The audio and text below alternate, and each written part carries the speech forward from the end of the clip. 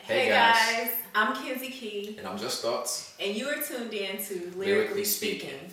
Lyrically Speaking is a show that we're going to use in order to give up-and-coming indie artists a platform to be able to, expose them to people who may not have heard them before. We're going to engage you, the audience, with your favorite artists. So like us on Facebook, add us on Twitter at Lyrically Speaking, and tell us who you want to see on here, and we'll do our best to get them on here. So be on the lookout for us in your concerts, your venues, your ciphers, open mics, wherever your favorite hangout. You just might catch us there. Kmart, so Walmart, all those. I don't know about Kmart and Walmart, but wherever you hang out, if Kmart and Walmart is where you hang out, then you might need to move. But, on that note, stay tuned. My pain would make me suffer, so my claim to fame was trying to maintain the ways that I suffer. My cousins will always picture raw, in and out of liquor stores, stolen long enough to see the faded chocolate liquor pour. Teachers said we're helping, remedial classes just weren't helping them. ISS and bar was how they dealt with them. Hard to excel when 5 students share the same math book. And God forbid assurance he had you inside a black book with outlooks that none are good and nobody's great. You see, our demons were internalized, so nobody's safe. My pops left me with his devil. Hey guys, welcome back to Lyrically Speaking. Today on the show, in the hot seat, we have our very own Mr. Just Thoughts. If you didn't know, Just Thoughts is not only a host for Lyrically Speaking, but he's also an MC. So today we'll interview him, ask him a few questions, and get to know or introduce you guys a little bit more to Just Thoughts. So, Just Thoughts, where are you from? Patterson, New Jersey. That's it? America. Just Thoughts. Chill out, dude. Like, you don't have to be so serious. No. Okay. All right. So where'd you get your name, Just Thoughts? A friend gave it to me after hearing me rap for the first time when I was living in Virginia. I was a freshman in high school, and I was invited to go to his studio, and I rapped for him, and he was like, man, you're like a young Tupac. What do you like to rap about? And I said, I don't know, it's just my thoughts. And he's like, Just Thoughts. That's hot. That's cool. You should keep that. That's cool. Just my thoughts. Yeah. All right. So how would you describe your music for a listener who has never heard you before? Honest. Hip-hop. I'm really attracted to soulful music.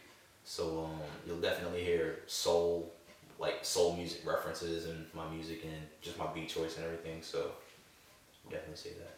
Okay. And what was your first music experience? My first music experience, performance-wise or?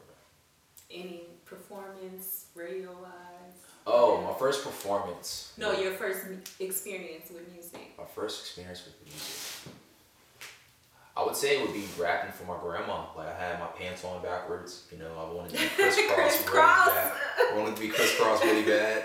Shout outs to wherever those guys are.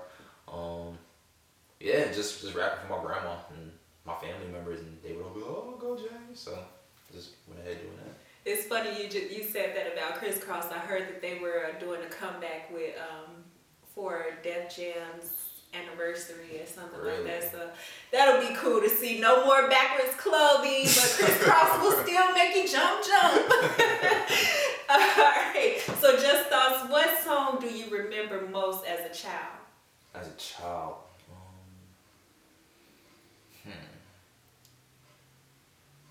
I would say Mama Said Knock You Out. Whoa, LL Cool J. Yeah, apparently that song came out like the year I was born. And my mom always tried to convince me that LL Cool J was my dad. My dad wasn't feeling that too much. But yeah, I remember that song. More like Daddy gonna knock you out. Exactly. Okay, cool. So what do you think your biggest break or your greatest opportunity has been thus far in your career? Thus far, recently I had the opportunity last year to be able to perform my first show out of state in Tennessee at this event called Sneaker Speakers. And there were a lot of artists out of Atlanta there, and I was included in the lump. You had guys like Ducka McFly, Milo Smith, Mach 5, and Trinidad James. And, you know, everybody there was, you know, pretty much on the rise. And for me to be included along was kind of cool. So, yeah. Okay, so you heard the term starving artist before. We've Right. all heard the term starving artist. Right. I'm not an artist, but I'm starving. Right? But anyway, how do you cope with major obstacles in your life? Man, definitely prayer and just consulting God, honestly. Try not to take everything to heart. You know, being a, I guess, faith-based rapper, just trusting that God has, you know, his plans for my life and everything, and eating properly, working out. Did we feed you enough on set today? Yeah. Absolutely. I mean, you're not starving right now, are you? Nah. I hear your stomach over there grumbling a little Really? bit. Can we get this man some food over here? She said I ain't eating, bro. Cool, but you said faith and, you know, prayer. That's cool. Okay, so give us your best description of your fan profile. Like, who are you trying to reach out to? Man, that's an interesting question, honestly. Having been around other artists, you know, I hear a lot of them talking about, you know, who their target market is, and they're trying to suit a demographic, whether it be a party scene or a hipster scene, or, you know, old or young or mature or whatever. Honestly, I just write my music and it just happens to get to whoever likes it. I think it's more so I write my music for honest people and people who go through things, so pretty much everybody. So yeah, my appeal to my fans is just that I'm honest about where I'm at in life, and that's all I really seek to be.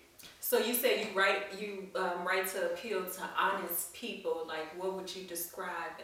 Who or how would you describe an honest person? I would describe an honest person as a person who goes through, you know, good and bad. I feel like a lot of the time when you ask somebody, you know, how are you doing, their automatic responses, I'm fine or I'm good.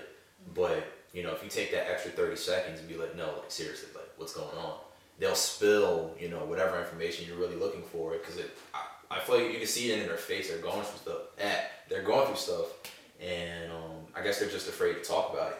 So I appeal to the people who, you know, feel like they can't speak on the truth of where they're really at because of how people may perceive them. So kind of like just giving them a voice. Right. Exactly. Okay, cool. So what inspires you to keep making music? Well, because I know it ain't easy. Yeah, not at all. What used to inspire me to keep making music was I didn't have a lot of music to listen to. After I started, you know, going to church more and everything, and a lot of the things on the radio weren't suitable for my spiritual appetites. So I started making music so that, you know, I could hear stuff that I need to hear. One of my first exposures to like really good music was The Truth. I really liked this album, The Faith. And that was pretty paramount for me as an artist, to be able to express my faith without feeling like it was corny or any of that. So that was really paramount for me. So I keep making music because I feel like there are other artists out there who want to be honest and who want to talk about, you know, the things that they believe or may feel. And I just want to give them encouragement that it can be done and it doesn't have to be whack. Like, make good music, you know, make good, honest music. Okay. So, is there anything in your music that you would like to change? Because I know you said you made your music for people like you who may, you know, have gone to church and decided that the music that they hear these days aren't good for their spiritual appetite. In your music, do you think that there's anything that you would like to change or improve upon? Honestly, I just want to keep growing as an artist and as a person, and I feel like that change will come naturally as I grow as a person, since a lot of my music is based on who I am, you know. Yeah, as I grow, my music will grow, so. Holding out our hands, accepting a call to live a righteous life, savor only grace through faith inside the Christ. Cleansed to the stains are gone. The old man remain withdrawn, drawing a new life as long as I remain in God. My only goal in this life is to remain in God.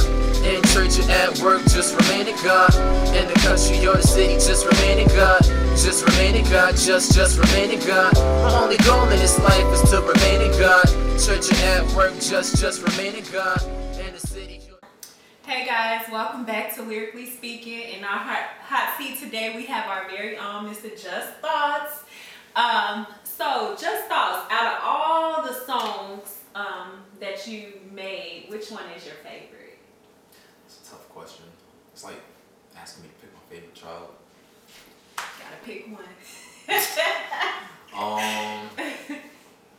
I would have to say Grand Scheme of Things.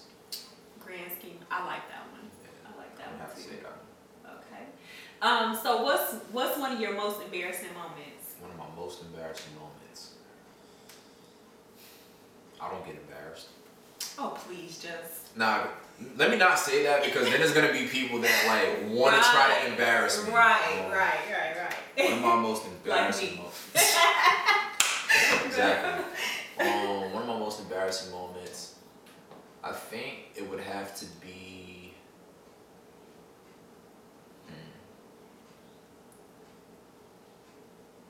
I would have to say I was performing in Florida with a couple of my friends, and like it was a live taping and everything, and yeah, it was bad. It was bad. We get there and we think that there's a crowd for like the live taping and everything. It wasn't. So being an artist that like really is driven by like the crowd and everything, like, I try to give any crowd I have the most energy that I can give them, just give them all of me, and it's hard to do that. And Was there's it no like crowd. one of those wait for it? Yeah. Wait for it. Yeah. Wasn't good. Had fun, Cool. but it wasn't good. Alright. Well, I guess it was good practice though, right? It was good practice that got recorded. Cool. So do you have any new releases, upcoming tours? Yes, I'm actually working on a project called Break the Day. It is coming out 2013. Anybody who knows me knows I'm pretty tight-lipped on releases and everything, and it'll be out when it's out. Can we get like mid 2013, late 2013? Like somewhere between January 18th and December 31st, like somewhere between there, it's gonna come out. I guarantee you. Okay, whatever, Jess. If you could work with any artist in the world, dead or alive, Man. dead or alive, if we could just bring them back and be like, yo, Just Thoughts want to work with you, Man. who would you choose to work with? There's a lot of people I want to work with. There's not a lot of people I want to work with. That sounds really pretentious. Who do I want to work with? Donny Hathaway. I wish I could have met Michael Jackson and have worked on some stuff with him while he was doing the Thriller album. That would have been great.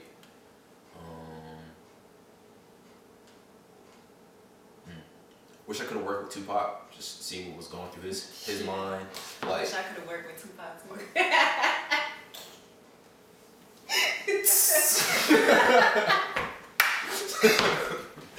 Woo!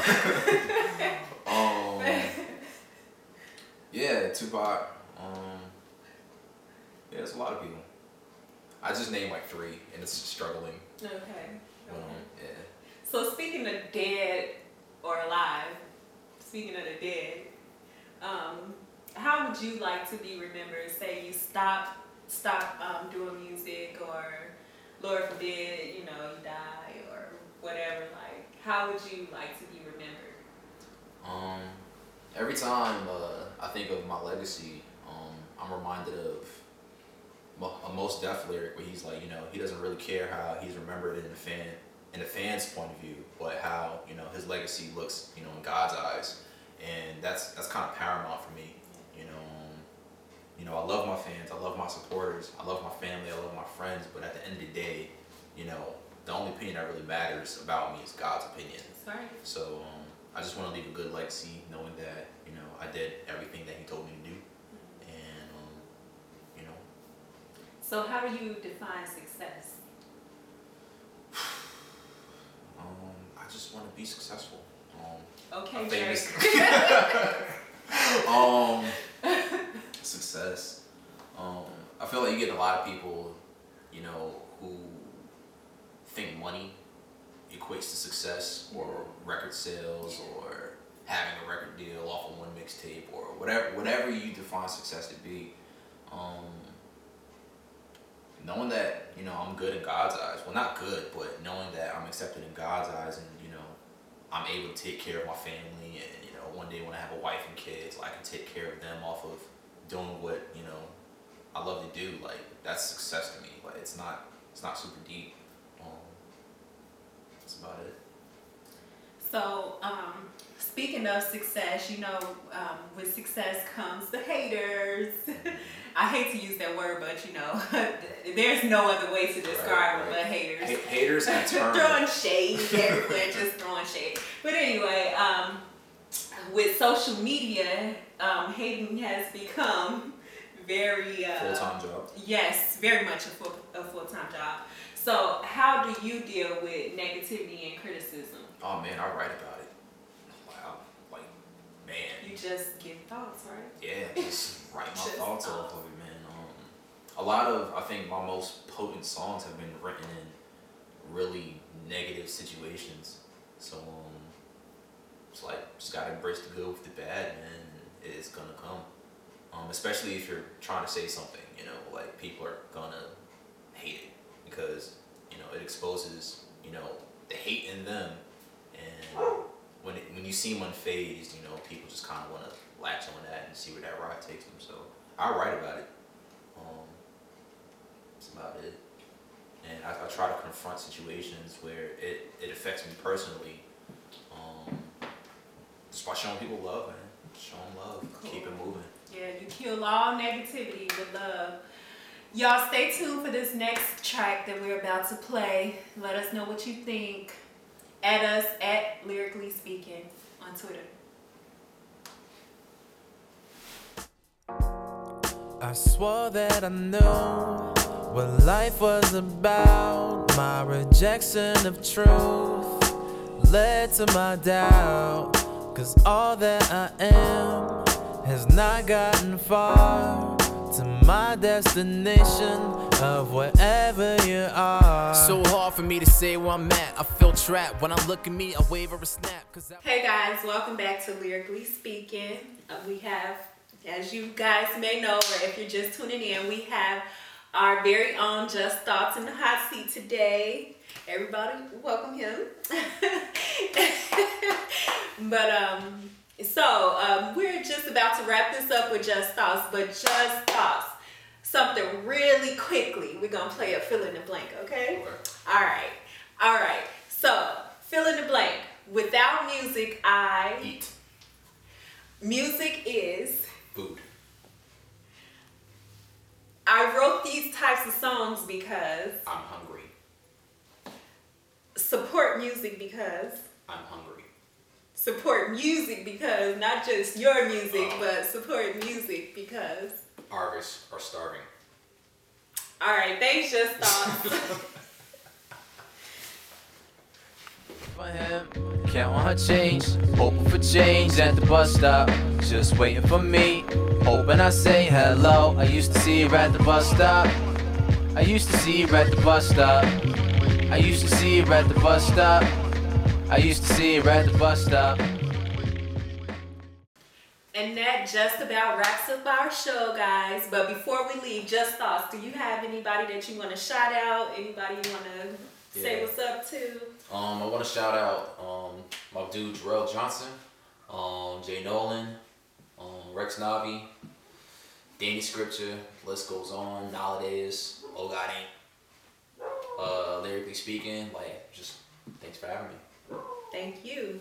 So guys, if you want to get into contact with Just Thoughts, you can add him on Twitter at Just Thoughts.